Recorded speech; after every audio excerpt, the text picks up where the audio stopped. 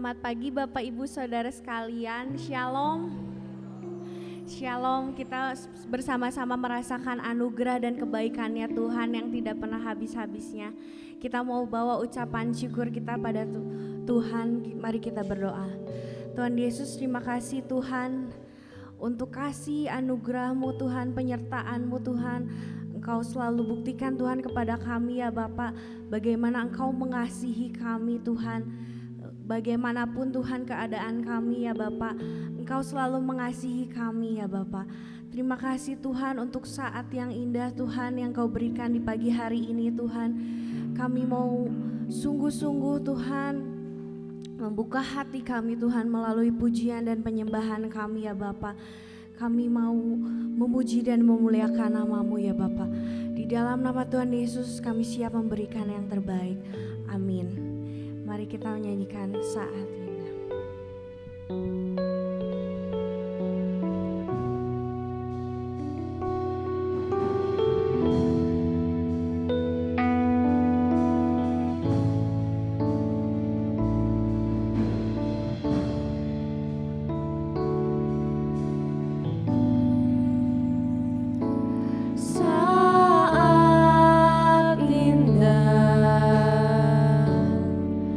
Ku berharap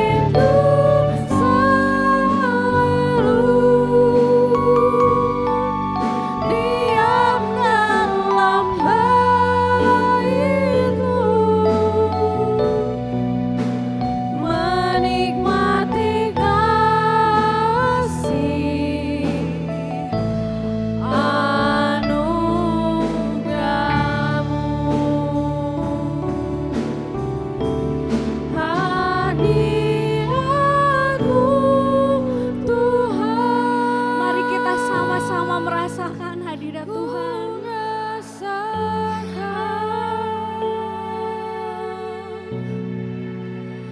Kekudusan-Mu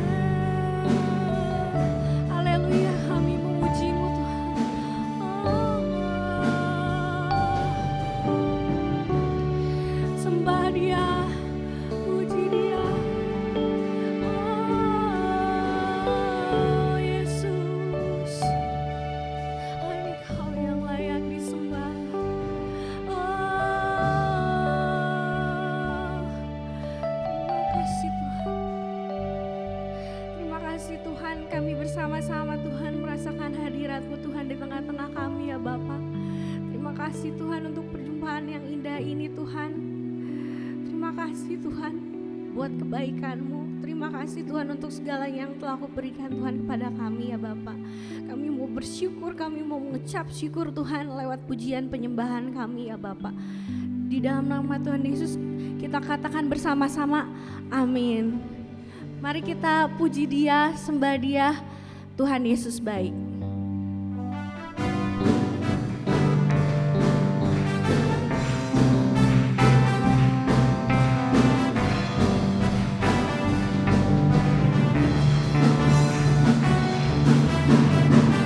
Tiada berkesudahan kasih setia-Mu Tuhan, selalu baru rahmat-Mu bagiku. Hari berganti hari, tetap kulihat kasih-Mu, tak pernah berakhir di hidupku.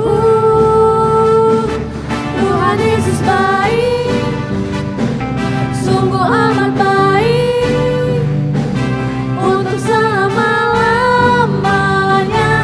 Tuhan Yesus baik, Tuhan Yesus baik, sungguh amat baik, untuk selama-lamanya.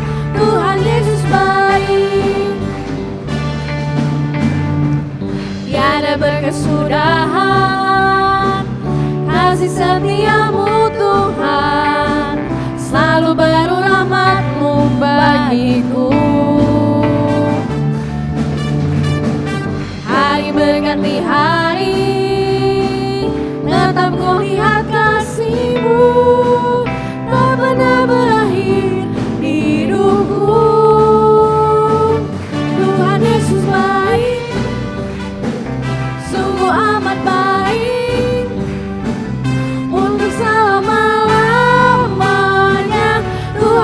Yesus baik, Tuhan Yesus baik, sungguh amat baik untuk selama-lamanya. Tuhan Yesus baik,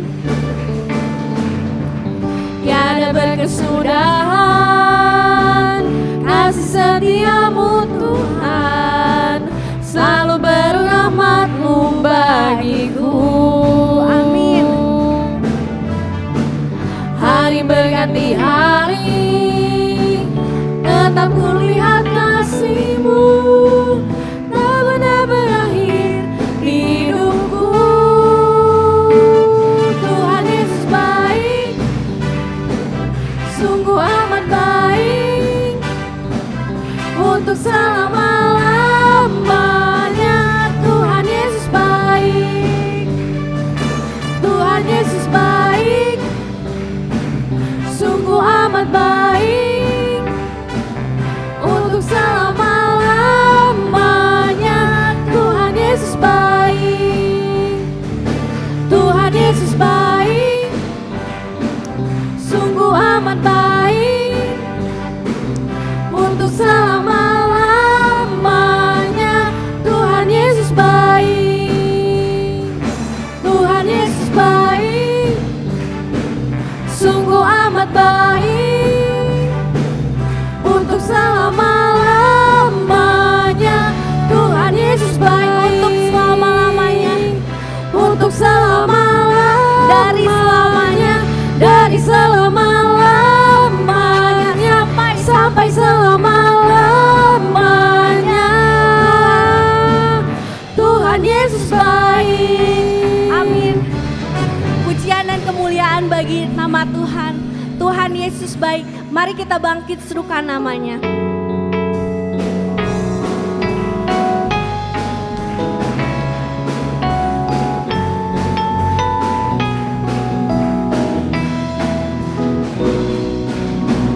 Bangkit serukan nama Yesus, maju nyatakan kuasa-Nya. Kita buat iblis gemetar, kalahkan tipu dayanya dengan kuasa namanya. Bangkit serukan nama Yesus, maju nyatakan kuasa-Nya. Kita buat iblis gemetar, halangkan tipu dayanya dengan kuasa namanya. Nama Yesus menara yang kuat, nama Yesus kota benteng yang teguh, nama Yesus kalahkan semua musuh, nama Yesus di atas segalanya. Bangkit serukan nama Yesus, maju nyatakan kuasa-Nya. Kita buat iblis gemetar, kalahkan tipu dayanya dengan kuasa namanya. Bangkit serukan nama Yesus, Amin. maju nyatakan kuasa-Nya. Kita buat iblis gemetar, kalahkan tipu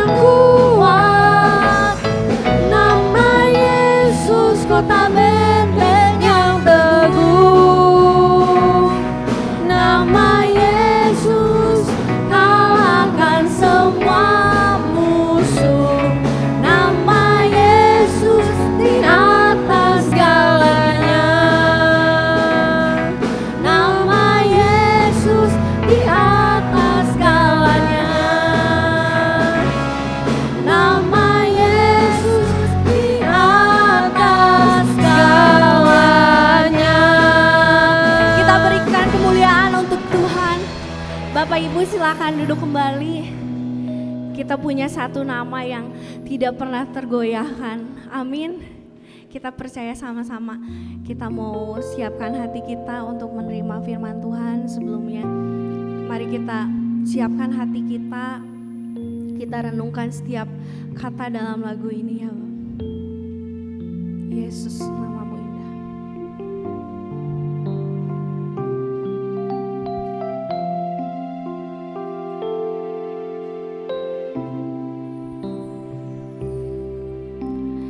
Yesus, kau sungguh baik.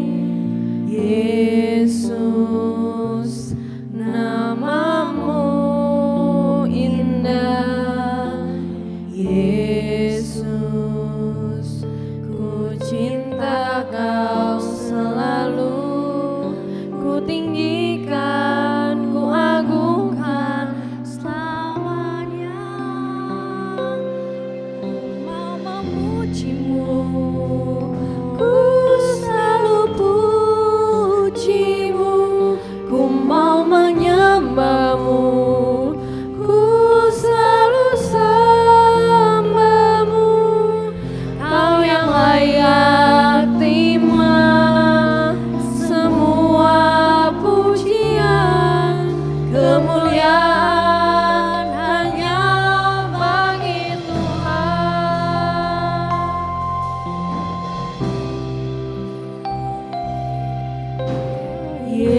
Yesus, kau sungguh baik. Yesus, namamu indah. Yesus, ku cinta kau selalu. Ku tinggikan, ku agungkan selamanya. sungguh baik. Yesus, kau sungguh baik. Yesus, namamu indah. Yesus, ku cinta kau selalu. Ku tinggikan, ku agungkan selamanya. Ku mau memujimu, ku selalu pujimu. Ku mau menyembahmu, ku selalu sembahmu. Kau yang layak terima semua pujian. Kemuliaan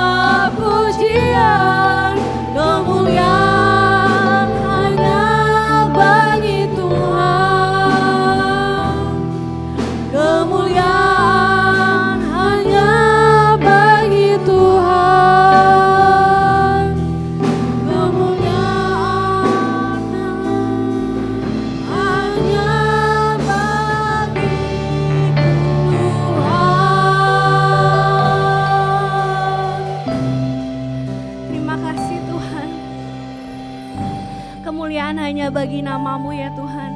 Kami mau siapkan Tuhan hati kami Tuhan untuk siap menerima firman-Mu ya Bapa. Dalam saat yang teduh saya serahkan pada hamba-Nya. Kami bersyukur kepadamu ya Bapa yang kekal, Tuhan yang terlebih dahulu mengasihi kami, Tuhan yang memilih kami dan mengaruniakan kasih karunia kepada kami. Terima kasih, kami persembahkan seluruh pujian, segala hormat kami hanya kepada Tuhan Yesus yang mengasihi kami. Terima kasih Tuhan untuk segala kebaikan-Mu. Saat ini kembali kami bersama-sama akan mendengarkan sebagian firman Tuhan dan juga akan mengingat kasih Tuhan yang telah dicurahkan bagi kami melalui perjamuan kudus. Kiranya Tuhan juga akan menolong sehingga setiap hati kami tersedia bagi-Mu, setiap hati kami terbuka untuk Engkau bekerja di dalam kami. Tolonglah kami ya Tuhan, di dalam nama Tuhan Yesus kami tahu Roh Kudus yang akan memberikan pemahaman kepada kami. Dalam nama Tuhan Yesus, amin. Saudara-saudara sekalian, kita hari ini kembali akan belajar firman Tuhan. Dan sementara itu saya juga mengingatkan kita semua saudara-saudara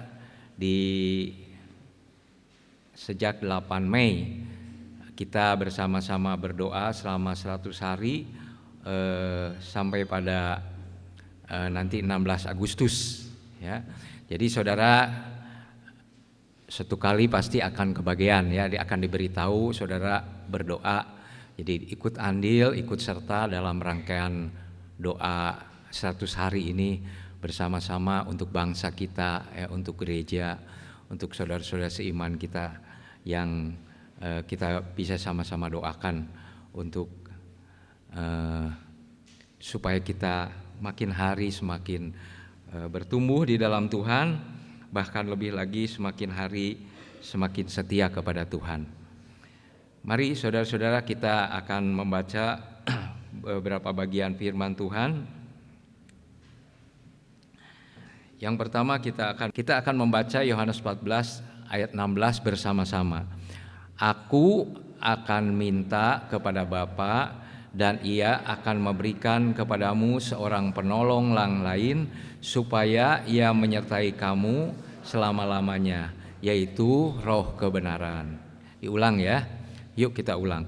Aku akan minta kepada Bapa dan Ia akan memberikan kepadamu seorang penolong yang lain supaya Ia menyertai kamu selama-lamanya, yaitu Roh kebenaran.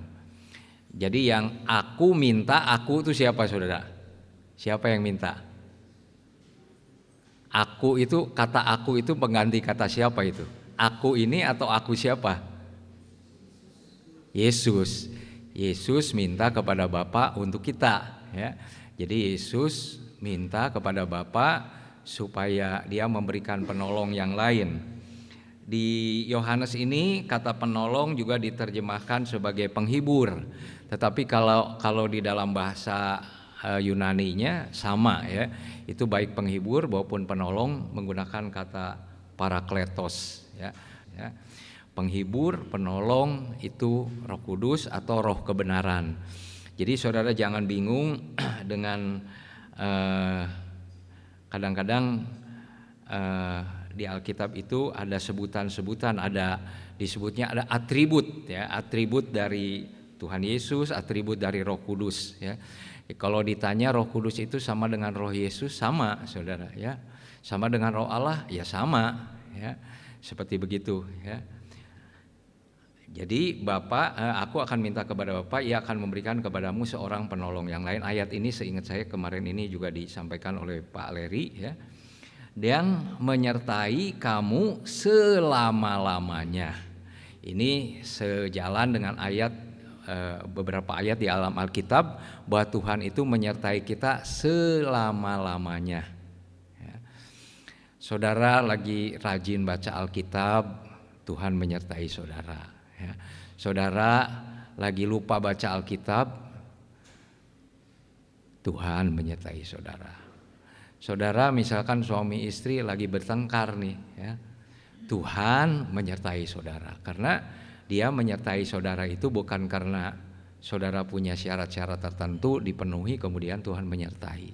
Dan ini konsep ini harus ada di dalam keyakinan Kristen dengan dengan baik di dalam hidup kita ya. Kalau saudara sedang misalkan ada orang yang berpikir gini, saya udah jarang ke gereja, berarti Tuhan itu meninggalkan kamu. Maka di situ pemikiran itu tidak sesuai dengan firman Tuhan, itu hanya sesuai dengan pikiran kita ya. Kan kita kalau secara umum mun resep ka jelemanya di bageran, babarengan terus kayak geus resep mah tinggalkeun we, kan gitu kira-kira ya. Nah, kita memikir Allah itu seperti kita. Tidak seperti itu ya saudara ya. Menyertai kita selama-lamanya. Teruskan lagi, semua orang, kita baca lagi Roma 8:14, semua orang yang dipimpin Roh Allah adalah anak Allah. Semua orang, bukan semua agama ya. Bukan semua orang Kristen, tapi dikiti semua orang yang dipimpin Roh Allah adalah anak Allah. Ini pertanyaan buat kita. Saudara anak Allah bukan? Siapa di sini yang anak Allah? Dipimpin oleh Roh Allah enggak? Seharusnya dipimpin ya. Tapi kenyataannya belum tentu ya. Kata firman Tuhan ini beberapa waktu lalu dibacakan juga oleh Yudi waktu Pak Yudi waktu bicara soal buah roh ya. Orang yang dipimpin oleh Roh Allah, orang yang jadi milik Allah itu telah menyalibkan daging, hawa nafsu, dan keinginannya. Ini ayat ini bukan perintah lah saudara ya. Ayat ini keterangan orang yang menjadi milik Allah ya. Orang yang menjadi milik Allah tentu maksudnya anak Allah juga, itu telah menyalibkan daging, hawa nafsu, dan segala keinginannya. Jadi ayat ini bukan dikerjakan tapi diakui, diimani. Ketika kita melihat perjamuan kudus ini, kemudian saudara mengingat salib, kita bisa mengimajinasikan sementara kita akan menyiapkan diri untuk menerima perjamuan kudus, kita berkata, dagingku sudah disalib, hawa nafsu dan keinginanku sudah disalib, telah disalib kalau dia telah menjadi milik Kristus. Sebab banyak juga orang Kristen, agamanya Kristen tapi dia bukan milik Kristus, dia masih milik pribadinya ya. Saudara, sesungguhnya tidak ada milik kita, yang ada itu milik Tuhan. Dalam pengertian bahwa kita adalah orang-orang yang sudah dimiliki oleh Tuhan. Saudara, jika kita kembali mengingat hari Pantekosta, hari peringatan turunnya Roh Kudus, sangat penting bagi setiap orang percaya hidup dipimpin oleh Roh Kudus. Nah, ini poin yang pentingnya. Jadi ketika kita bicara soal Roh Kudus dan kedewasaan rohani itu adalah soal kesediaan dipimpin. Di Alkitab diberitahu salah satu ketetapan Allah bagi kita adalah Tuhan menetapkan langkah-langkah orang percaya. Itu ketetapan Allah. Nah, ketika orang ini tidak dipimpin oleh Roh Kudus tetapi dipimpin oleh hawa nafsunya, dipimpin oleh keinginannya, maka apa yang terjadi? Dia tidak akan dipimpin oleh Allah sekalipun dia milik Allah, tetapi dia memimpin dirinya sendiri, memimpin dengan keinginannya sendiri, memimpin dengan ambisinya sendiri. Nanti di ujung sana saudara kemudian baru keluar cimata, hanjakal hirup tebet kieu, bahasa Sundanya itu ngumbar hawa nafsu. Ya, cerik, penuh penyesalan. Kenapa? Karena dipimpinnya bukan sama Roh Kudus tapi sama hawa nafsunya. Ya. Saudara-saudara, sekali lagi kalau kita cerita soal hari Pentakosta atau turunnya Roh Kudus, maka sangat penting kita mengingat atau memikirkan apakah saya itu sudah dipimpin oleh Roh Kudus. Kalau Kisah Rasul 1 ayat 8 mengatakan apabila Roh Kudus turun ke atas kamu, kamu akan diberi kuasa menjadi saksi. Nah, manakala Roh Kudus itu turun kepada kita dan kemudian Tuhan memberikan kuasa dan kita menyerahkan kepemimpinan hidup kita kepada Tuhan, maka saudara dan saya pasti menjadi saksi. Tetapi kalau kita Roh Kudus turun ke atas kita, kemudian kita tetap dipimpin oleh hawa nafsu kita jadi batu sandungan. Jadi kesaksian tapi kesaksian yang jelek, ya. Kesaksian yang membuat orang itu menjadi pesimis tentang keselamatan di dalam kehidupannya. Geuning si eta geus lila oge ka gereja, geus mimpin pujian, geus khotbah, tapi kalakuan teh kitu. Gitu kira-kira saudara, ya. Karena mengalajur hawa nafsu, bukan mau dipimpin oleh Roh Kudus, ya. Saudara-saudara, ini kalau saudara perhatikan, ya, sebetulnya kita tuh kalau kita sudah percaya kepada Tuhan Yesus, kan iblis itu sudah dikalahkan. Iblis tak dikalahkan oleh kuasa darahnya. Ya, betul nggak saudara? Nah, masalahnya itu siapa yang mengalahkan saudara?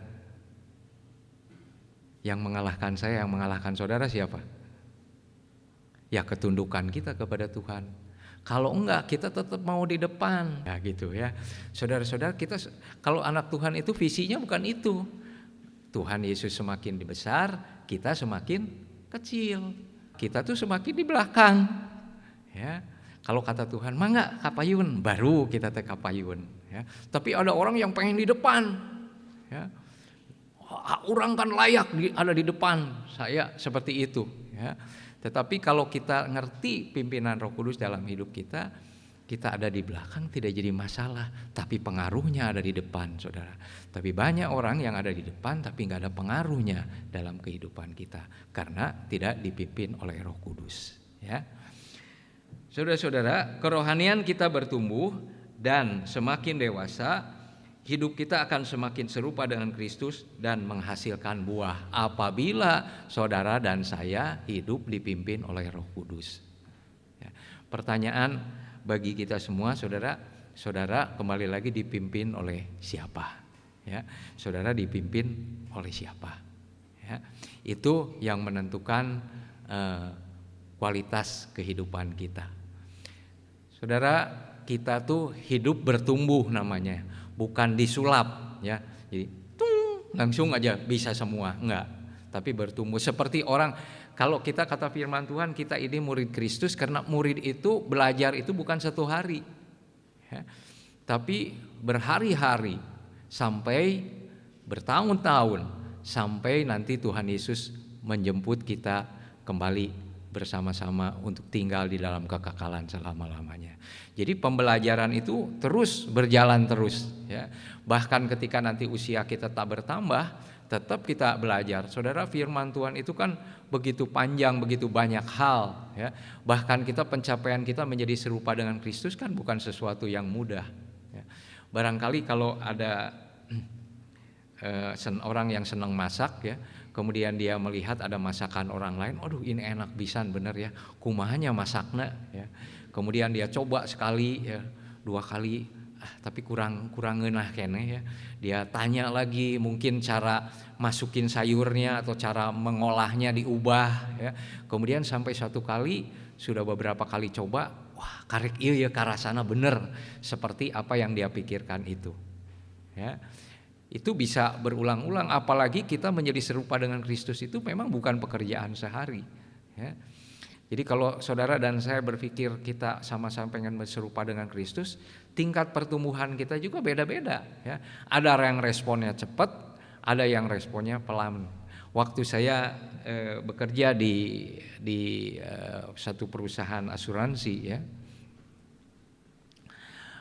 seringkali kalau ada orang-orang yang direkrut baru itu kemudian ada pertemuan, saudara-saudara, ada yang begitu sebulan 2 bulan itu produksinya itu udah luar biasa, ya. Nah ternyata memang Beda dengan ada orang yang masih memikirkan ini gimana. Kalau dia tuh ada yang langsung ngitung gitu. Oh saya kalau gini langsung hitung. Dia nanya langsung ke upline-nya, nanya gini. Setelah itu kemudian dia mulai jalankan. Waktu dijalankan itu cepet. Kadang-kadang orang yang sudah lebih lama, sudah bertahun-tahun lihat dia produksi itu, wah kabita saudara ya. Cepet banget gitu, seperti gitu. Jadi memang ada yang lambat, ada yang cepet. Tapi saya ingin mengatakan saudara, kita jangan merasa kecil hati ketika kita rasa lambat. Yang penting itu lambat tapi maju gitu. Jangan juga kita terlalu tergesa-gesa, kayaknya cepat melesat gitu. Udah di sana kemudian ambruk saudara. Jadi pertumbuhan kita itu seperti maraton. Jadi orang lari maraton itu nggak ada yang seperti orang lari sprinter ya. 100 meter gitu ya. Ini lari 30 km. Bolak-balik Bandung Lembang 2 kali ya saudara ya. Jadi tentu saja larinya beda dengan stylenya yang 100 meter.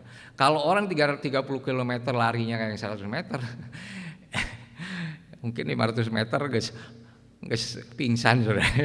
Tapi kalau orang itu stylenya kan konstan gitu, seperti gitu. Nah pertumbuhan kita juga jangan cepat putus asa. Kalau kita gagal, bangun lagi saudara, karena Tuhan itu enggak bosan membangunkan kita. Ayo kita terusin lagi ya. Karena pertumbuhan kita itu terus, bahasanya itu harus bahasa Alkitab tuh tekun gitu. Kalau bahasa kita umum leukeun ya. Saudara-saudara, kita sekali lagi melihat di mana ada Roh Allah, di situ ada kemerdekaan ya. Kalau ada Roh Allah itu ada kemerdekaan ya. Jadi kalau misalkan saudara ada Roh Allah tertekan, itu pasti bukan Roh Allah. Kalau ada Roh Allah kemudian mulai membatasi siapa yang boleh bergaul dengan saudara, siapa yang tidak boleh, siapa yang saudara tolak, siapa yang saudara terima, saudara tidak memperlihatkan bahwa saudara merdeka. Ya. Saudara bergaul menggunakan frasa etnis ya, ini etnis ini, saudara nggak akan berhasil. Ya. Bayangkan kalau saudara hanya cinta Tuhan Yesus hanya cinta sama orang Israel, orang Indonesia atau orang Chinese, oh iya Pak Chaosen, nggak dianggap saudara ya. Tapi kalau kita tahu bahwa Tuhan itu mengasihi kita, seburuk-buruknya kita akan mengerti mengambil sikap terhadap teman, terhadap kerabat, terhadap saudara. Ya, saudara, kita tahu bahwa kalau ada Roh Allah, kita ada kemerdekaan. Apa yang dikerjakan Roh Kudus dalam kehidupan orang-orang percaya? Saya tidak akan melihat semuanya, tetapi ini yang saya catat pada untuk pagi ini.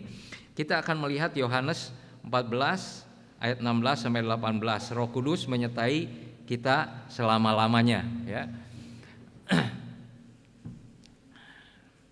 Dikatakan Yohanes 14 ayat 16 sampai 18 bahwa dia itu akan menyertai kita selama-lamanya. Kita akan loncat dengan ayat 17, yaitu roh kebenaran. Maksudnya roh kebenaran itu ya Roh Kudus itu. Kemudian dunia tidak dapat menerima dia sebab dunia tidak melihat dia dan tidak mengenal dia. Tetapi kamu mengenal dia sebab ia menyertai kamu dan diam di dalam kamu. Saudara perhatikan, tetapi kamu mengenal dia, mengenal Roh Kudus itu, sebab ia menyertai kamu dan akan diam di dalam kamu. Kata akan diam itu pada waktu itu Yesus kan sedang janji sama murid-muridnya. Sekarang itu sudah dilewati masa itu. Jadi janji itu sudah digenapi. Maka bukan lagi akan tinggal di dalam kamu, tetapi sudah tinggal di dalam kamu, di dalam saudara dan saya sebagai orang yang percaya. Jadi ketika saudara melihat diri ini, Tuhan tuh tinggal di dalam diri saya.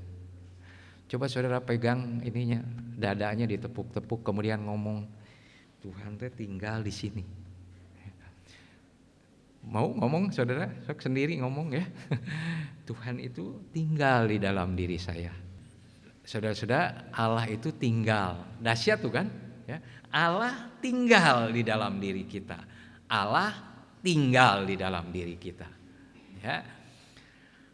Kemudian ayat 18, aku tidak akan meninggalkan kamu piatu sebagai yatim piatu, aku datang kembali kepadamu. Jadi waktu dikatakan aku datang kembali kepadamu itu bukan maksudnya nanti pada waktu Yesus datang kedua kali, bukan. Tetapi yaitu Roh Kudus itu. Kalau saudara melihat kitab Kisah Rasul, Roh Kudus juga suka disebut Roh Yesus. Ya, jadi jangan bingung. Kalau Yesus itu nggak ada rohnya berarti Yesus kan mati, ya saudara ya. Tapi Roh Yesus karena kenapa dia hidup? Karena ada rohnya. Ya. Rohnya itu ya Roh Kudus itu, saudara. Ya, aku tidak akan meninggalkan kamu sebagai yatim piatu. Kalau yatim piatu tuh artinya tidak berbapa, tidak beribu. Ya, saudara, kata Tuhan, aku tidak akan meninggalkan kamu sebagai yatim piatu. Kenapa tidak dibilang piatu saja? Kenapa yatim piatu? Saudara, kalau kita yang punya papa mama, kita kan tahu ya kapan kita ngomong sama papa, kapan kita ngomong sama mama. Respon mama dengan respon papa itu beda. Betul tidak? Kadang-kadang dengan papa itu kan logikanya, kalau dengan mama perasaan, ulah gitu atuh. Nah, itu ya. Itu biasanya kalau ngomong dengan mama. Kalau dengan papa, kalau kita ngobrol teh itu bisa gitu, sok pikir gila. Nah beda saudara ya, sok pikir ya, kia. Kemudian dia kasih hitungan, kasih logika ya. Tapi kalau dengan ibu, kadang-kadang ibu mungkin dengarkan atau dia hanya mengucap satu kata ulah gitu atau kadulur teh. Ya, itu saja sudah cukup menolong anak-anak itu untuk diarahkan. Ya, jadi saudara-saudara dia datang kembali itu ya Roh Kudus itu yang datang kemudian menyertai mereka. Kemudian kalau kita lihat 1 Korintus 6 ayat 19-20, atau tidak tahukah kamu bahwa tubuhmu adalah bait Roh Kudus yang diam di dalam kamu. Jadi kita tuh baitnya Roh Kudus. Saya kembali mengingatkan, Roh Kudus tinggal di dalam hati kita. Tadi kan kita udah ngomong Roh Kudus tinggal di dalam hati kita. Ya. Roh Kudus yang kamu peroleh dari Allah. Ya. Dan bahwa kamu bukan milik kamu sendiri. Nah ini saudara perhatikan, kalau Roh Kudus itu tinggal di dalam hati kita, ada satu yang perlu saudara ketahui, saudara adalah anak Allah. Kemudian yang kedua, saudara bukan milik saudara sendiri lagi, tetapi milik siapa saudara? Milik penghuninya itu. Ya, memang secara umum begini saudara, kadang-kadang kita kontrak rumah, saya berulang-ulang kontrak rumah. Saya tinggal di situ tapi bukan pemilik rumah. 2-3 tahun mungkin akan pindah dari situ. Tapi kalau secara umum, kalau misalkan seseorang yang tinggal di rumah itu, berarti itu pemiliknya. Kalau Roh Kudus itu tinggal di dalam hati kita, berarti pemiliknya itu sertifikatnya atas nama itu, saudara, atas nama Roh Kudus itu. Jadi saudara dan saya itu nggak bisa menggunakan badan kita setelah kita menjadi milik Kristus itu semaunya kita. Ya, asal nu urang seneng. Nah karena itu balik lagi, kalau orang yang dipimpin oleh orang yang menjadi milik Kristus itu telah menyalibkan daging, keinginan dan hawa nafsunya, telah menyalibkan. Baru bisa saudara searah. Kalau enggak mah kita tuh ngagedekeun kaamek, ngagedekeun hawa nafsu. Saudara, kemarin ini saya ngobrol begini dengan satu bapak ya. Bapak ini begini, ini zaman seperti ini. Jadi satu kali ada seorang pemilik warung ini sudah sepuh. Ya. Kemudian ada remaja-remaja belasan tahun maksudnya, beberapa orang belanja ke warung itu. Ya. Begitu belanja ke warung itu, kemudian jadi satu anak belanja gitu ya. Pak, iya si bapaknya kan namanya juga udah sepuh ya. Jadi konsentrasi ini, anak yang lain operasi saudara. Ayo nyokot iya nyokot itu sekali ya. Nah kali yang lain ada orang lain juga yang belanja melihat perbuatan anak ini. Orang yang belanja ini yang lain itu adalah orang dewasa. Ya. Akhirnya kemudian si ngelihat perbuatan anak-anak ini ditegur si anak remaja ini. Si anak remaja ini malu pergi, enggak saudara, dia malik kepada orang tua Tuhan. Naon sia urusanna jeung aing. Nah ini remaja saudara. Jadi si orang dewasa ini kan nafsu saudara ya. Nah ini ku nafsu juga, ditenggel budak ieu saudara. Istilahnya mah masih kena ngomong dijejek, saudara. Ya. Anak remaja ini tidak bisa melawan karena posturnya lebih kecil. Tapi tahu yang diucapkan anak remaja ini? Ketika dia bangun lagi, dia tidak minta maaf. Dia berkata, ku aing di cirian, ke ku aing di tenggelan mun geus gede. Nah, saudara. Ngeri enggak? Ini zaman, saudara. Ya. Saudara perhatikan, nafsu itu enggak akan bisa menyelesaikan. Dan zaman ini seperti begini. Kalau saudara tidak dipimpin oleh Roh Kudus, sulit sekali. Sebab kamu telah dibeli dan harganya telah lunas dibayar. Saudara, ada yang tahu nggak kita dibeli dengan apa? Oleh Tuhan Yesus kita dibeli dengan apa? Dengan darahnya. Ya. Kita dibeli dengan darahnya, dengan pengorbanannya di atas kayu salib. Ya. Saya dan saudara tidak dibeli dengan perbuatan baik oleh Yesus, tetapi oleh darahnya, oleh darah anak domba itu kita ditebus. Ya. Karena itu muliakan Allah dengan tubuhmu, muliakan Allah dengan tubuhmu itu. Kita teruskan lagi, saudara. Roh Kudus menjadikan kita anak Allah. Roma 8 ayat 15 dan 16. Sebab kamu tidak menerima roh perbudakan yang membuat kamu menjadi takut lagi, tetapi kamu telah menerima roh yang menjadikan kamu anak Allah. Oleh roh itu kita berseru, ya Aba, ya Bapa. Ya. Jadi kita telah menerima roh yang menjadikan kita itu anak Allah. Jadi kapan kita disebut anak Allah? Ketika kita menjadi percaya kepada Tuhan Yesus. Kata firman Tuhan Efesus 1 ayat 13, kita ketika percaya dimeteraikan dengan Roh Kudus. Dikatakan di sini menjadikan kamu anak Allah, dan oleh roh itu kita berseru ya Aba, ya Bapa. Jadi tinggalnya roh Allah di dalam hidup kita ini menyebabkan kita itu menjadi anak Allah. Kita jadi anak Allah bukan karena kita beragama Kristen, tetapi kita menjadi anak Allah karena roh Allah tinggal di dalam diri kita. Ya. Roh itu bersaksi bersama-sama dengan roh kita bahwa kita adalah anak-anak Allah. Ya. Jadi kesaksian menurut Alkitab itu paling sedikit 2. Nggak boleh 1 orang bersaksi dipegang. Kesaksian itu minimal 2. Kalau lebih kuat 3, saudara ya. Jadi kalau misalnya si Eta mau, tunggu dulu siapa yang melihat dia mau. Si Anu 1 saksinya. Kalau nggak ada saksi nggak bisa, saudara ya. Saksinya harus 2 minimal. Ya. Roh itu bersaksi bersama-sama dengan roh kita bahwa kita adalah anak Allah. Roh kita yang sudah percaya ini, kemudian roh Allah bersaksi sungguh kita ini anak Allah. Ya. Jadi saudara, keanak-Allahan kita itu diteguhkannya itu oleh karena kehadiran roh Allah, bukan karena kemampuan kita atau prestasi kita. Kita teruskan yang berikutnya. Roh Kudus mengajar dan mengingatkan semua yang telah dikatakan Yesus. Yohanes 14 mulai ayat 25. Semuanya itu kukatakan kepadamu selagi aku masih bersama-sama dengan kamu. Waktu itu kan dia ngomong sama murid-muridnya ya. Tetapi penghibur ya sama dengan tadi penolong, itu sama dari bahasa Yunaninya sama. Tetapi penghibur yaitu Roh Kudus yang akan diutus oleh Bapa ke dalam namaku, dialah yang akan mengajar segala sesuatu kepadamu dan akan mengingatkan kamu akan semua yang telah kukatakan kepadamu. Jadi saudara, Roh Kudus itu dikatakan akan mengajarkan segala sesuatu kepadamu dan akan mengingatkan kamu akan semua yang telah kukatakan kepadamu. Kalau mengingatkan gitu berarti ada sesuatu yang udah terjadi, bukan? Saudara diingetin, ingat kamari maneh janji, nah, maneh ada kaditu kan? Nah, itu berarti kan peristiwanya udah ya. Jadi diingatkan kembali sesuatu yang belum dilakukan. Nah kalau ini mengingatkan tuh sesuatu yang dikatakan oleh Yesus. Jadi apa yang pada waktu itu murid-murid Yesus dengar, itu yang akan diingatkan kepada murid-murid oleh Roh Kudus. Kan kita teh apalagi bertambah usia jadi mudah lupa ya. Jadi mengajarkan segala sesuatu kepadamu dan akan mengingatkan kepada kamu akan semua yang telah kukatakan kepadamu.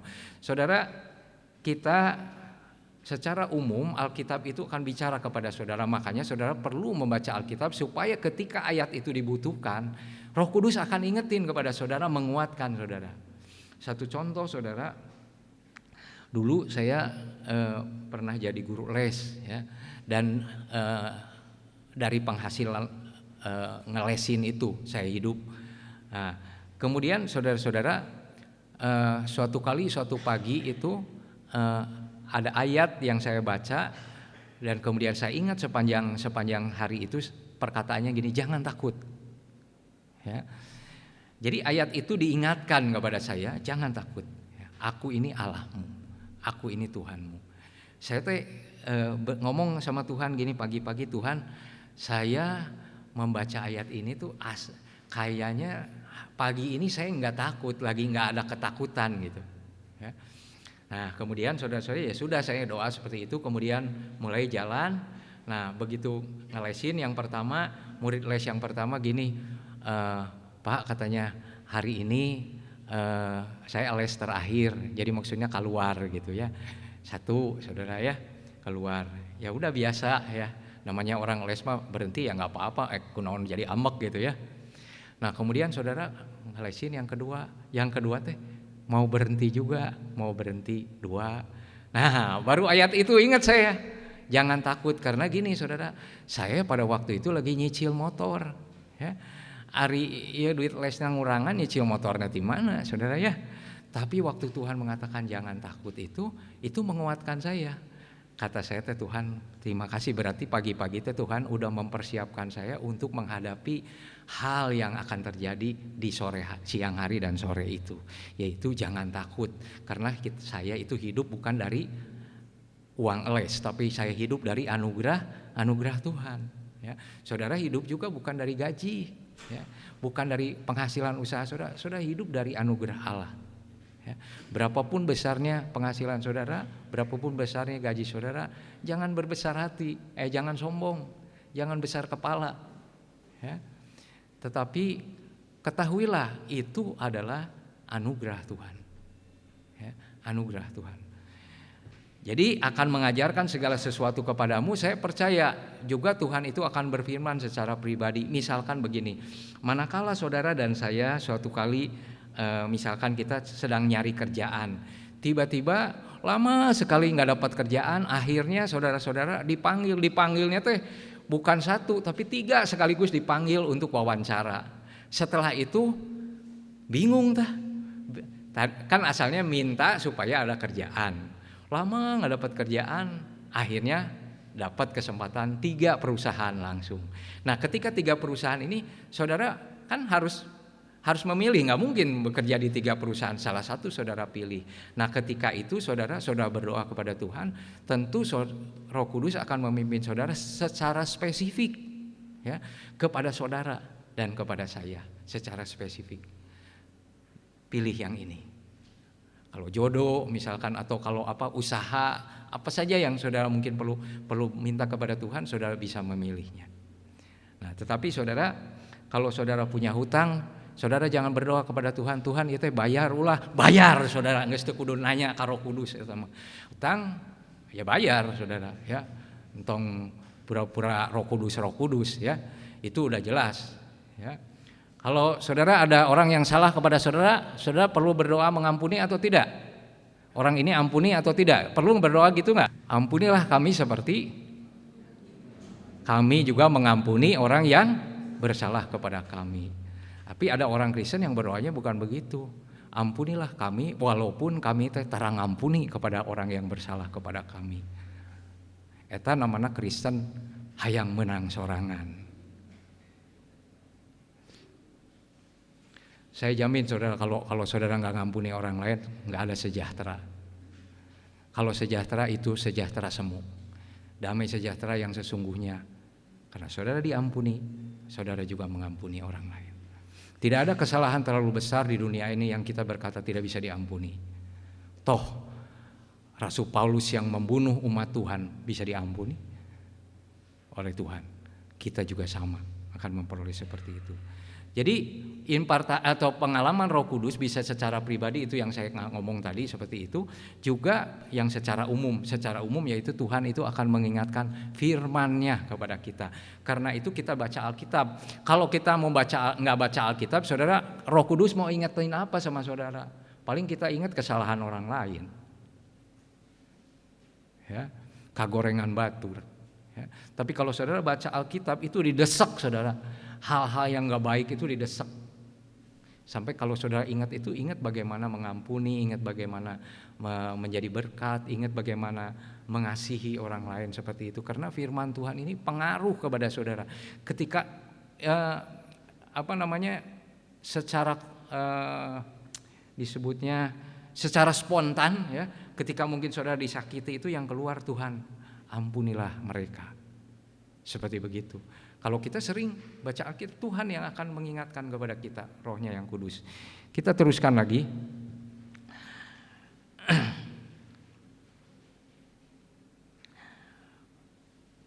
Roh Kudus memimpin kita kepada seluruh kebenaran. Yohanes 16 ayat 12 sampai 14, ya. Masih banyak yang harus kukatakan kepadamu pada waktu itu kepada murid-murid, tetapi sekarang kamu belum dapat menanggungnya. Kehadiran Roh Kudus itu sangat pengaruh kepada orang-orang percaya. Nah, pada waktu itu Tuhan Yesus mengatakan masih banyak hal yang harus kukatakan kepadamu, tapi dia nggak ngomong saat itu. Karena kenapa? Tetapi sekarang kamu belum dapat menanggungnya. Nanti kalau kamu udah terima Roh Kudus itu, kamu menerima kuasa daripada Tuhan, baru kamu bisa. Lah, saudara, waktu murid-murid itu Tuhan Yesus ditangkap, itu udah bubar semua, murid-muridnya melarikan diri semua. Itu menunjukkan memang tidak kuat, saudara. Petrus menyangkal sampai 3 kali, sampai sumpah, saudara. Ya. Dikatakan memang apa yang dikatakan Yesus, kalau ngomong sekarang kamu nggak bisa tanggung. Tapi begitu dia terima Roh Kudus, dia menjadi saksi Tuhan, saudara. Disesah. Ya. Waktu itu Petrus dan Yohanes disesah. Mereka itu setelah disesah itu tidak mengeluh, saudara. Mereka pulang dengan gembira. Itu kata kitab Kisah Rasul. Kenapa bergembira? Kita dianggap layak menderita bagi Kristus. Loh, menderita kok sukacita? Karena tidak semua penderitaan itu bagi Kristus. Ada yang menderita karena pola sorangan, karena pekerjaan sendiri, saudara. Itu yang membuat kita menderita. Tapi ini menderita karena Kristus. Saya nggak tahu hari ini saudara sedang menderita atau tidak. Menderitanya kenapa? Apakah menderita karena Kristus atau menderita karena pola sorangan, ya? Atau menderita karena kebiasaan sendiri, ya? Dikatakan terus, tetapi apabila ia datang, yaitu Roh kebenaran yang adalah Roh Kudus, Roh kebenaran, Roh Kudus, Roh penghibur, Roh penolong, ia akan memimpin kamu ke dalam seluruh kebenaran. Sebab ia tidak akan berkata-kata dari dirinya sendiri, tetapi segala sesuatu yang didengarnya itulah yang dikatakannya. Saudara perhatikan ini, ya. Ia akan memimpin kamu ke dalam seluruh kebenaran. Apabila kita menjadi anak Tuhan itu anak yang atau orang yang dipimpin oleh Roh Allah. Dan kalau dia dipimpin Roh Allah, dipimpin kemana? Ke seluruh kebenaran. Bukan kebenaran yang sepotong-sepotong. Ya, bukan kebenaran yang sepotong-sepotong. Sebab ia tidak akan berkata-kata dari dirinya sendiri, tetapi segala sesuatu yang didengarnya. Coba perhatikan ini. Ia tidak akan berkata-kata dari dirinya sendiri, tetapi segala sesuatu yang didengarnya. Ia ini siapa? Ia ini siapa? Ia ini siapa? Roh Kudus. Kemudian ia tidak akan berkata-kata dari dirinya sendiri. Maksudnya Roh Kudus itu tidak berkata dari dirinya sendiri, tetapi segala sesuatu yang didengarnya. Didengar dari siapa? Didengar dari siapa? Yang Yesus katakan. Karena Roh Kudus itu ya mau mengatakan itu kepada kita. Makanya kalau orang yang belum bertobat, belum didiami Roh Kudus baca Alkitab, dengan orang yang sudah didiami Roh Kudus baca Alkitab, itu beda responnya. Karena sudah ada Roh Allah di dalam dirinya. Nyambutnya itu lain gitu, seperti gitu, ya. Kalau orang belum ada Roh Kudusnya berkata begini, "Oh, mal mungkin ya mah." Ya, baca ayatnya mah, "Oh, mal mungkin ya mah." Baca yang ini, "Oh, zaman Kiwari mau bisa." ya, ditolak semua saudara. Tetapi ketika Roh Kudus ini mengingatkan orang-orang yang sudah punya Roh Kudus di dalam hatinya, dia akan mengaminkan, amin. Aku percaya Tuhan, seperti apa yang kau katakan itu. Ya. Teruskan lagi Yohanes 16 ayat 14. Ia akan memuliakan aku. Jadi Roh Kudus ini tidak akan memuliakan orang ya. Roh Kudus akan memuliakan aku. Aku itu siapa? Maksudnya Yesus. Jadi kalau orang didiami Roh Kudus, dipimpin oleh Roh Kudus, yang dimuliakan itu bukan prestasinya, bukan kemampuannya, tetapi yang dia perlihatkan tuh bagaimana kuasa Tuhan. Waktu 10 tulah terjadi di Israel, saudara, Tuhan selalu ngomong begini, tulah pertama misalkan keluar seperti ini, tulah kedua seperti ini, tulah ketiga. Di belakangnya selalu Tuhan berkata, supaya di Israel tahu bahwa akulah Tuhan. Bukan begini, supaya tahu bahwa Israel itu sakti ya, sehingga jangan macam-macam sama orang Israel. Bukan gitu, supaya mereka tahu akulah Tuhan ya. Kalau saya bersaksi bisa begini bisa begitu, ujungnya itu Tuhan yang membuat seperti itu. Saya bisa punya ini, saya bisa kemampuan ini, bisa kemampuan itu, Tuhan yang menyebabkan itu saya bisa seperti itu. Jadi yang terakhirnya tuh yang dikagumi puji nama Tuhan, bukan puji nama kita. Ya. Ia akan memuliakan aku. Jadi saudara lihat aja kalau orang bersaksi ya, ujung-ujungnya itu aku, nah itu kelihatan. Ini pasti bukan digerakkan oleh Roh Kudus. Dia sedang digerakkan oleh ambisinya sendiri. Ya. Sebab ia akan memberitakan kepadamu apa yang diterimanya daripadaku. Kembali diulang, apa yang diterimanya daripadaku. Yang ngomong pada waktu itu Yesus. Jadi apa yang diberitakan kepada kita itu, apa yang diterima dari Yesus itu Roh Kudus kasih tahu sama kita. Dan kalau kita bersyukur di abad ini kita punya apa-apa yang dikatakan oleh Yesus itu sudah tertulis di dalam Alkitab. Jadi Alkitab itu yang akan diingatkan kepada kita. Saudara, jangan menafikan Alkitab kemudian hanya ngomong Roh Kudus. Jadi saudara nggak baca Alkitab, tapi selalu begitu, saya tanya Roh Kudus. Apa-apa saya tanya Roh Kudus, tapi tidak baca Alkitab, saudara. Itu misleading. Ya. Semua orang yang dipimpin Roh Allah adalah anak Allah. Tergantung saudara anak Allah atau anaknya siapa. Ya. Kemudian yang berikutnya, Roh Kudus membantu kita ketika kita berdoa. Roma 8 ayat 26. Jadi saudara dikatakan di sini 26-27, ketika kita berdoa kadang-kadang salah satu misalnya saudara dalam pergumulan yang berat, saudara teh mau ngomong apa? Ngomong apa dari mulanya teh emang asa saralah wae ya. Duh Tuhan, enggak tahu saya teh bingung ya. Mani doa teh asa serba salah gitu ya. Misalkan gini saudara punya anak, adik kakak ribut pas saya gitu, kan orang tua tuh udah sayang, ke kakaknya sayang, ke anaknya juga sayang. Kita berdoanya bagaimana? Kakaknya salah atau adiknya salah? Mungkin kita juga bingung. Kalau dipikir-pikir kokona gak ada benar, tapi dipikir deh adiknya gak ada benar, tapi dipikir-pikir dua-duanya tuh benar. Oke, nah, karena ribut saudara ya seperti gitu. Jadi bingung kan mau berdoanya bagaimana ya? Saya teh sayang ke kokonya, saya juga sayang ke adiknya. Nah, saat-saat seperti itu saudara datang kepada Tuhan, saudara berdoa. Dan dikatakan di ayat 27 begini saudara. Dan Allah yang menyelidiki hati nurani mengetahui maksud roh itu, yaitu bahwa ia sesuai dengan kehendak Allah berdoa untuk orang-orang kudus. Jadi Roh Kudus itu akan menolong kita berdoa sesuai dengan kehendak Allah. Jadi waktu kita berdoa sesuai dengan kehendak Allah, otomatis kita dikabulkan. Ya. Perlu berdoa di dalam pimpinan Roh Kudus. Kemudian berikutnya saudara, tujuan akhir Roh Kudus memimpin kita agar serupa dengan gambaran daripada Yesus. Kembali lagi tadi saya ingatkan, tujuan dari pimpinan Roh Kudus itu bukan supaya saudara dimuliakan, supaya pada akhirnya saudara menjadi serupa dengan Kristus dan saudara kemudian berbuah menurut Galatia 5 ayat 22 dan 23. Kalau saudara dipimpin oleh Roh, maka saudara akan berbuah. Kalau saudara dipimpin oleh roh, maka saudara akan rohaninya akan semakin dewasa, menjadi serupa dengan Kristus. Ya. Bukan serupa dengan papa kita, dengan mama kita, barangkali fisiknya seperti itu, tapi karakternya kita tuh arahnya kemana? Menjadi serupa dengan Kristus. Saudara-saudara, bagian akhir kita lihat. Roh Kudus memimpin dalam keseharian orang percaya. Kita melihat Lukas pasal 2 ya. Lukas pasal 2. Adalah di Yerusalem seorang bernama Simeon, ia seorang yang benar dan saleh, yang menantikan penghiburan bagi Israel. Roh Kudus ada di atasnya.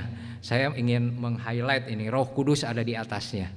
Saudara, sebelum hari Pentakosta, bagi orang percaya Roh Kudus di atasnya. Tapi ketika Roh Kudus turun, setelah kita menjadi orang percaya, bukan Roh Kudus itu bukan di atasnya, tapi di hidupnya, di hidup orang percaya itu. Berubah satu karunia yang luar biasa bagi kita. Nah saudara, tapi kalau kita memaknai di atas, satu hal kalau kita cerita di atas berarti Roh Kudus itu punya otoritas atas hidup kita. Ya kembali lagi, bersediakah kita dipimpin oleh Roh Kudus. Ayat 26, dan kepadanya telah dinyatakan oleh Roh Kudus bahwa ia tidak akan mati sebelum ia melihat Mesias, yaitu dia yang diurapi. Ayat 27, ia datang ke bait Allah, apa saudara? Ia datang ke bait Allah, apa? Oleh Roh Kudus. Jadi kan dia itu di bait Allah pada waktu itu nggak dipasang CCTV, CCTV-nya bisa dilihat di rumah. Ya. Oh itu tuh ayah nggak datang, nggak tahu. Yesus itu bakal dibawa, tapi Roh Kudus ini memimpin Simeon itu saudara, memimpin Simeon itu datang ke bait Allah, menemui Yesus. Roh Kudus kata firman Tuhan akan menyadarkan akan dosa, penghukuman kekal, dan kemudian kasih karunia Allah. Menyadarkan itu ketika orang itu bertobat, saudara, dia didiami Roh Kudus, dia akan dipimpin sampai hal yang mendetil. Tadi datang ke bait Allah aja saudara oleh Roh Kudus. Saudara ngasih ke seseorang, nolong kepada seseorang karena saudara dipimpin oleh Roh Kudus, bukanlah yang kapuji. Ya. Saudara kasih nasihat kepada orang bukan karena saudara mau kelihatan pinter, tapi saudara karena digerakkan oleh Roh Kudus, saudara berkata-kata kepada orang itu, satu dua nasihat orang itu dikuatkan. Jadi dalam keseharian kita dia menolong kita secara mendetil. Ada seorang ibu di dalam hatinya begini, saya pengen masak kesukaan anak saya. Anaknya tuh masih di luar kota saudara, tapi dia tuh coba perhatikan ini, masak saudara, bukan soal jiwa-jiwa yang diselamatkan, masak ini. Ya. Kemudian si ibu ini ngikutin saudara di dalam hati apa yang di dalam hatinya itu, kemudian dia masak. Ya. Waktu dia masak saudara, kemudian selesai. Enggak berapa lama anak yang dari luar kota ini datang pulang ke rumah. Si mamahnya itu kaget ya, kok kamu pulang hari ini? Iya mah, saya mau kejutan makanya enggak kasih tahu.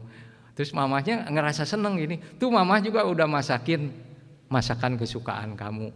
Loh, saudara, itu Roh Kudus. Nah, Roh Kudus juga bekerjanya enggak acak-acakan saudara. Ya. Kalau misalkan saya berkata begini, Yud, Roh Kudus bilang Yudi harus nyumbang ke saya 500.000. Harus dicurigai saudara. Nggak sekalamun kanu duit mah hati-hati we. Ya. Saya hampir tidak lihat di dalam Alkitab itu masalah duit kemudian bilang Roh Kudus, itu nggak ada saudara. Ya. Nah kecuali Yudinya menyambut seperti ini. Iya Pak Yahya, dan malam tadi Tuhan itu udah kasih tahu, berikan 500.000 kepada Pak Yahya. Cocok. Dianya memberi dengan sejahtera, saya ge narima teh teu asa nodong da ceuk Tuhan. Tapi sekali lagi kalau peristiwa yang mengenai duit mah hati-hati saudara ya. Jadi jangan sampai ada orang datang ketuk-ketuk ke saudara dan berkata begini, tadi malam Roh Kudus bilang kepada saya teh nginjem duit, kamu teh harus ngasih pinjam ke saya. Tah curiga anu gitu mah saudara. Nah saudara bisa jawab lagi, Roh Kudus bilang jangan kasih. Ya, jadi saudara nggak, itu nggak sudah benar gitu, nggak jawab anu seperti gitu ya. Atau saudara ya udah kalau saudara rela ya kasih, kalau enggak ya jangan ya. Jadi saudara lihat dalam keseharian. Nah, ini satu yang luar biasa. 1 Tesalonika 1 ayat 5. Dalam penderitaan karena firman tetap bersukacita. Kita lihat ya. 1 Tesalonika 1 ayat 5. Sebab Injil yang kami beritakan bukan disampaikan kepada kamu dengan kata-kata saja, tetapi juga dengan kekuatan oleh Roh Kudus dan dengan suatu kepastian yang kokoh. Saya ingin mengatakan para pemberita firman Tuhan, mau di kaum wanita, kaum pria, di menara doa, di persekutuan-persekutuan yang kita diundang, kita diberi kepercayaan untuk menyampaikan di kaum pria muda. Kita bisa bersama-sama kita lihat di sini. Makanya kita perlu mendoakan para pemberita firman. Kenapa di sini? Tetapi juga dengan kekuatan roh. Kalau saya hanya menggunakan kekuatan roh, saya nggak berkata-kata, saudara teh nggak harulang kabeh. Saya tinggali kan saya juga berkata-kata karena saya udah belajar dari Alkitab. Tetapi juga dengan kekuatan oleh Roh Kudus dan dengan satu kepastian yang kokoh. Memang kamu tahu bagaimana kami bekerja di antara kamu oleh karena kamu. Ya. Jadi dengan kekuatan oleh Roh Kudus. Saudara, kalau kita ngomong dengan kekuatan Roh Kudus itu sangat berarti. Ya, mungkin kalimatnya itu sederhana, mungkin kalimatnya itu bukan sesuatu yang wah luar biasa, sederhana saja. Mungkin kalimat yang pernah diulang oleh orang lain, tetapi kalimat itu masuk ke dalam hati orang itu dan kalimat itu boleh menguatkan orang yang percaya kepada Tuhan. Kita lihat ayat 6. Dan kamu telah menjadi penurut kami dan penurut Tuhan. Dalam penindasan yang berat, kamu telah menerima firman Tuhan itu dengan sukacita yang dikerjakan oleh Roh Kudus. Saya nanya saudara pernah ditindas nggak karena Alkitab, karena firman Tuhan? Kalau saudara kemarin yang baca itu ya, di Korea Utara saudara, anak 2 tahun. Orang tuanya Kristen mungkin atau bagaimana, ada dekat Alkitab.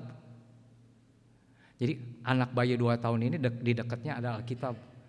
Sama Kim Jong Un itu dihukum seumur hidup. Saudara. Bayi ini dihukum seumur hidup karena dekat Alkitab. Jadi betul saudara, kalau kita menerima firman Tuhan, kemudian mempraktekkan dengan sungguh-sungguh, saudara akan menderita.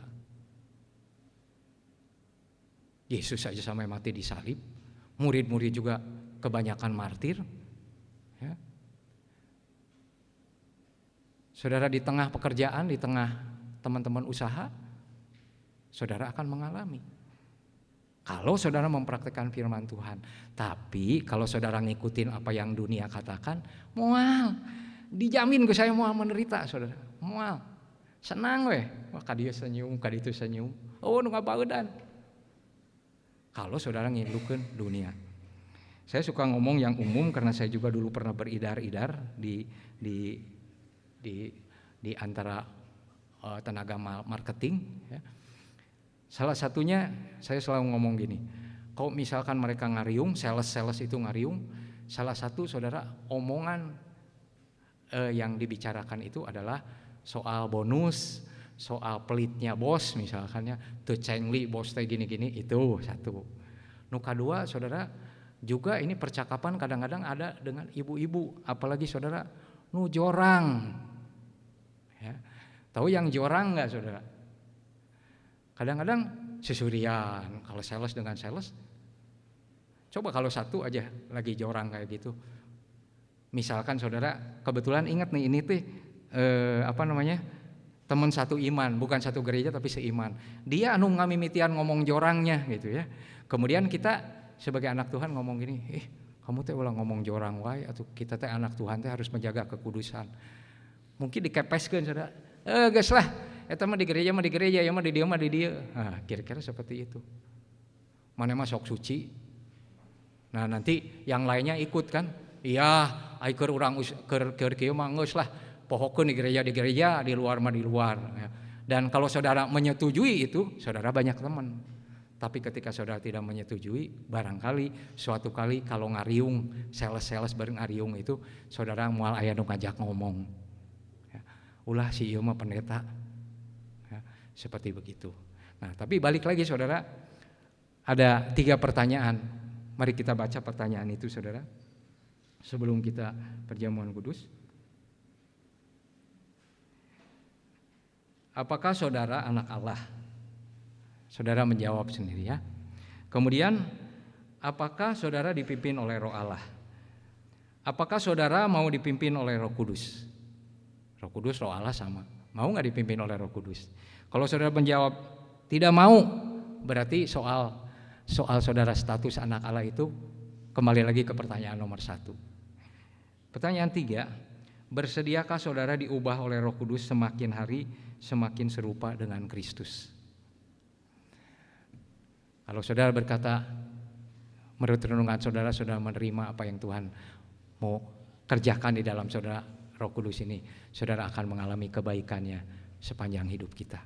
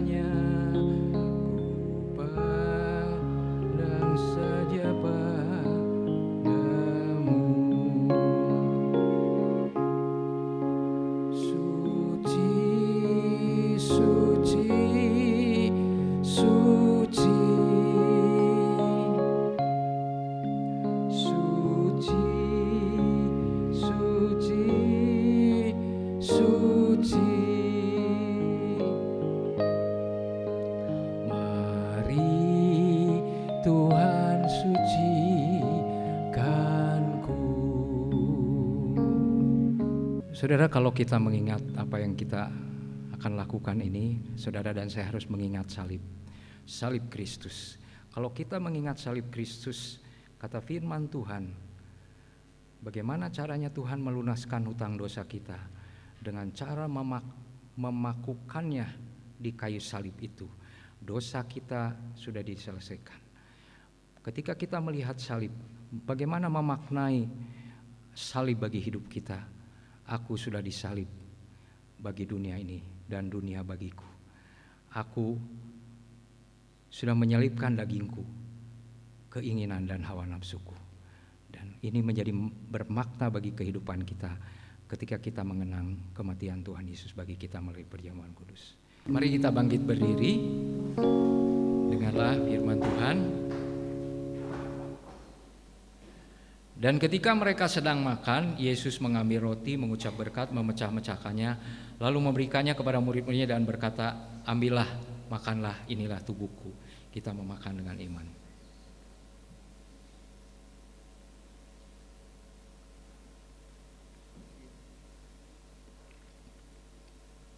Kita pegang cawan di tangan kanan kita. Sesudah itu ia mengambil cawan, mengucap syukur lalu memberikannya kepada mereka dan berkata, "Minumlah kamu semua dari cawan ini. Sebab inilah darahku, darah perjanjian yang ditumpahkan bagi banyak orang untuk pengampunan dosa." Kita meminum dengan iman.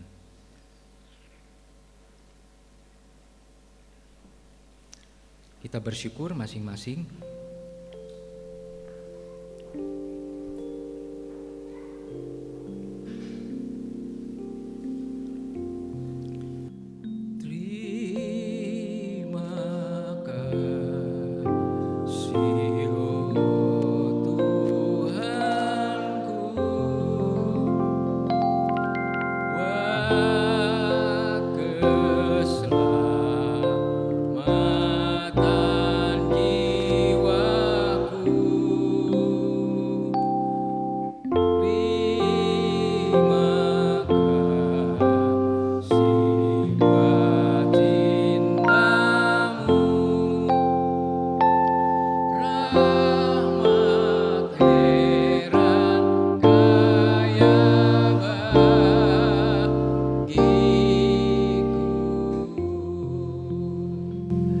Dengan penuh pengucapan syukur, dengan penuh sukacita, karena rahmat-Mu, karena kebaikan-Mu, karena kasih sayang-Mu yang begitu besar kepada kami. Kami sungguh-sungguh berterima kasih atas pengorbanan-Mu bagi kami.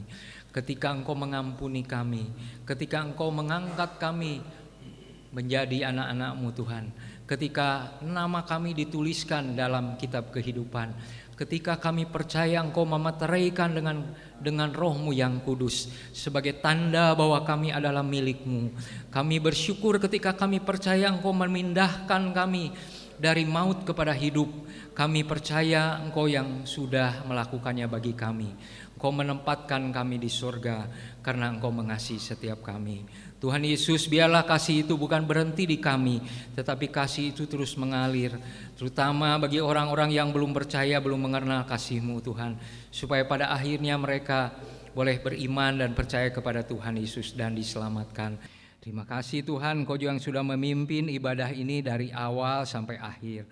Terima kasih Kau sudah mempercayakan kepada kami satu pelayanan bagi kami yang melayani, baik pemberita firman Tuhan, pemimpin pujian, pemain musik, operator multimedia maupun sound system. Kami berterima kasih. Sekalipun apa yang kami kerjakan itu mungkin tidak dimuliakan oleh orang, bahkan mungkin tidak dilihat oleh orang, tetapi kami tahu kami melakukannya bagi juru selamat kami, bagi Tuhan yang terlebih dahulu mengasihi kami. Sebab itu kami persembahkan semuanya hanya kepadamu. Berkati setiap saudara-saudara kami yang sudah ikut serta dalam pelayanan pada pagi hari ini. Kami juga berdoa untuk setiap jemaat. Apabila kami boleh hadir di tempat ini, kami tahu oleh karena kasih dan pertolongan Tuhan. Apabila juga ada di antara kami sedang dalam pergumulan berkaitan dengan keuangan, berkaitan dengan relasi, berkaitan dengan sakit penyakit atau kesehatan, kami berdoa kepadamu. Tuhan Yesus, Engkau yang memimpin kami, pimpinlah kami dari tahapan-tahapan kehidupan itu dengan penuh pengharapan kepadamu. Kami tidak mau sakit, kami tidak mau ada masalah, kami tidak mau ada kerumitan. Tetapi kalau itu terjadi dalam hidup kami, untuk mendidik kami supaya kami lebih bersandar kepada Tuhan, supaya kami lebih mengerti kasih Tuhan, biarlah Engkau berikan kekuatan sesuai dengan firman-Mu. Engkau Allah yang tidak pernah meninggalkan kami, sehingga kami tidak kecil hati. Tuhan akan terus menuntun sampai kesulitan-kesulitan yang sedang kami hadapi ini diselesaikan dengan baik dengan pertolongan Tuhan. Terima kasih Tuhan, berikan kepada kami juga kerajinan, kesungguhan untuk membaca Alkitab, berdoa dengan sungguh-sungguh kepadamu, dan senantiasa mengikuti pimpinan dari Roh Kudus. Terima kasih Tuhan, kami mengucap syukur kepadamu. Bapak, Ibu, Saudara, kita arahkan seluruh hati kita kepada Tuhan. Terimalah berkat, kasih karunia dari Bapa kita, perlindungan dari Yesus yang sangat mengasihi kita, dan persekutuan yang karena kehadiran Roh Kudus mempersekutukan kita satu dengan yang lain. Biarlah itu menjadi milik pusaka kita sekarang ini dan sampai selama-lamanya. Terima kasih Tuhan, terima kasih Tuhan.